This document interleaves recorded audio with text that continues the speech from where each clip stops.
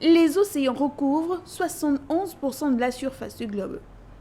Cette masse aquatique omniprésente constitue un capital socio-économique majeur qui justifie l'intérêt que lui accordent tous les États côtiers. Grâce à la mondialisation, la mer revêt un intérêt croissant dans les économies de ces pays-là. Il s'agit d'un mouvement planétaire face auquel le Gabon ne saurait rester en marge.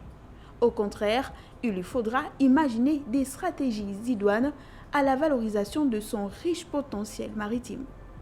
Une telle perspective bénéficie d'un contexte favorable, notamment des ressources naturelles diversifiées auxquelles s'attachent des secteurs d'activité à fort potentiel de développement comme la pêche, le tourisme ou l'industrie portuaire.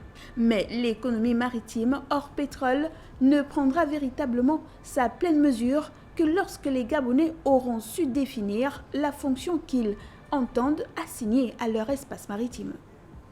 C'est de la volonté de la société gabonaise que naîtra une civilisation de la mer dans le pays. Le Gabon bleu s'inscrit dans cette dynamique, ce qui permet d'envisager des perspectives favorables quant aux apports des Gabonais à la mer et donc à l'économie maritime, le temps que le pays s'est doté d'un Conseil national de la mer et d'une stratégie maritime intégrée qui pose les bases d'une doctrine nationale de la mer au Gabon.